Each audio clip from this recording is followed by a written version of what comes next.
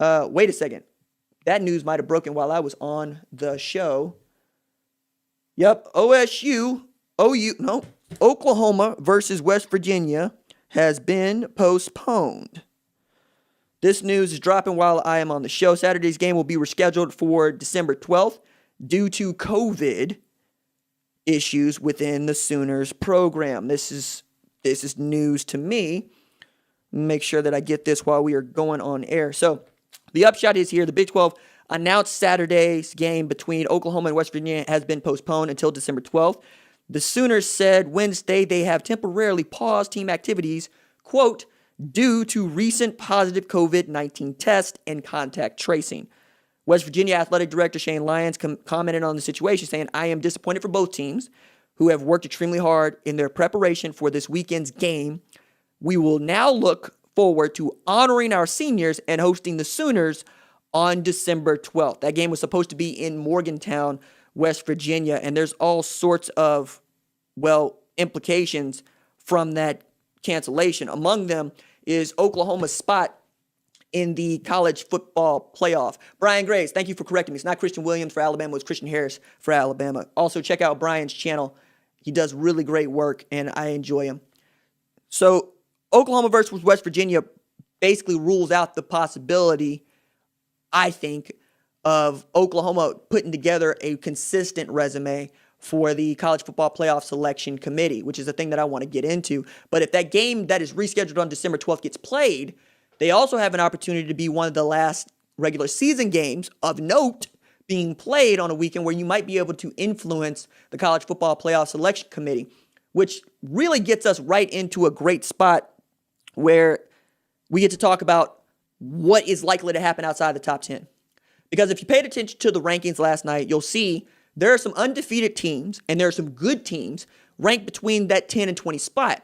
And the reason that I wanted to talk about this as an angle is because in 2014, Ohio State started out as the number 16th ranked team in the playoff rankings initially. Now, they were a 6-1 squad. Oklahoma is obviously a 6-2 squad. But I believe that if you're a one-loss team or you don't have any losses on the resume and you're just starting your season like a USC, right?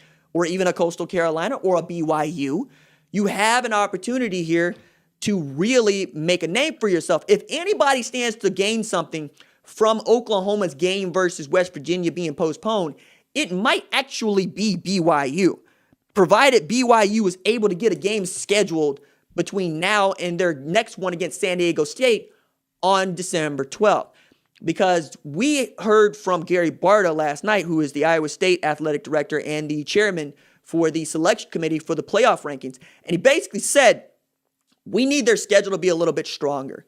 The Boise State team that they beat that was ranked inside the AP top 25 was also down with COVID issues. So they didn't get a full-strength Boise State team, and that is the toughest team that they played on their schedule.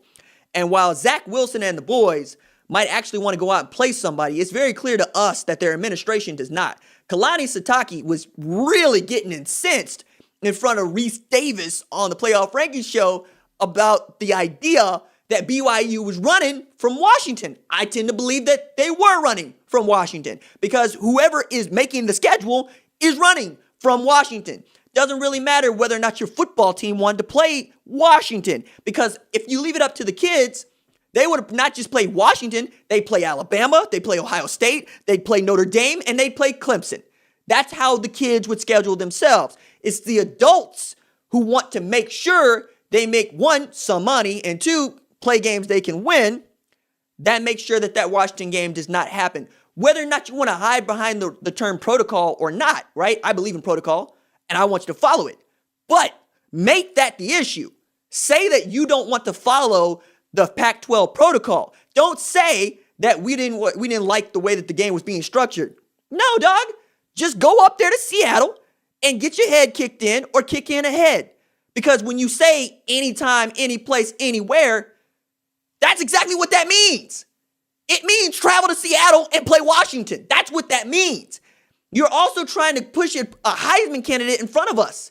You're trying to tell us that Zach Wilson deserves to be among the best players, not just the best quarterbacks, the best players in all of college football, and I can't see it with the schedule you played.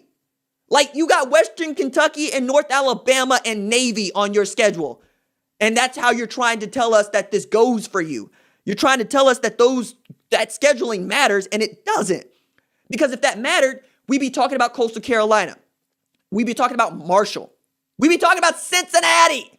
We're talking about BYU because there are a number of people that sincerely want BYU to be considered for one of these playoff spots and also believes that BYU is misranked at number 14 and that they ought to be a top 10 team, especially when you take into account that Georgia's number 9 as a 2-loss team. But just for the giggles, dog, I'm going to pull up what BYU's schedule is and go game by game here because I think all of this ought to matter and I think all of this ought to play into how we talk about that team who is 9-0, right? They are 9-0. I want to stress that. I get that. I also get that when you ain't played nobody, it's easy to say that you are 9-0. It's easy to say, hey, we dropped 66 on an FCS team. Like we care. Like I don't care about you playing North Alabama. So the first team they played, obviously, Navy. Navy had not tackled anybody at all, even each other, before that game started. And they're trying to tell us that, that game ought to mean something to the rest of us. Make sure I get the score correct of that game. Trying to make sure I get that score correct. Hold up. Come on now. Thought I could talk through this, but apparently I cannot. Make sure I pull this thing up. Go to FBS schedule right quick. No, I just go to BYUCougars.com. There we go. So they got the game postponed against Army. They play Navy. They beat Navy 55-3. Then they play Troy, beat them 48-7. Then they play La Tech, beat them 45-14. All three teams that we don't care about when we're talking about the college football playoff. The homecoming is UTSA, and they get a game from the Roadrunners that they win 27-20 in Provo. They beat Houston 43-26. Decent team, not a great team. Texas State 52-14. Western Kentucky 41-10. Boise State 51-17. And now North Alabama 66-14. So your best two wins are Houston, Boise State, or UTSA, depending on how you want to define that. I can't get behind that, but I see how you can. And I think we have an opportunity here. If BYU is able to schedule one of these teams that lost a game that is ready to go, like, say, Tulsa, perhaps, right? They need a game.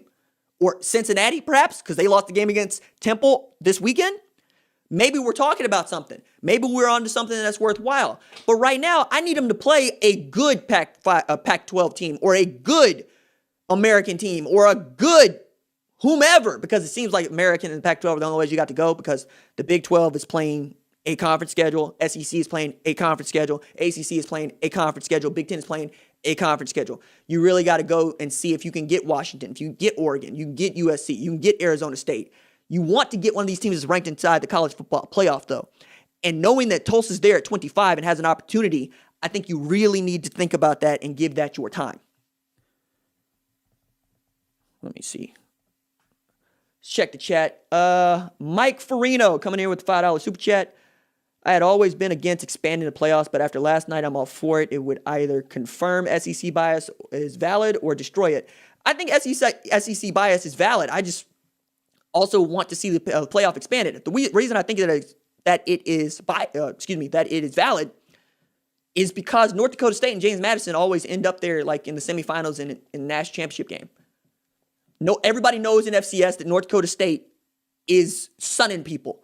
They're the number one ranked team. They also end up with the number one seed. Nobody argues because it's a 2014 playoff.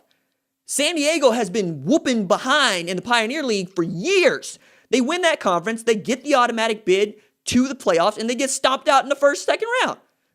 I'm with that because that means you lost, right? That's what I'm here for. I want to know that every team that's undefeated got an opportunity to play for a national championship.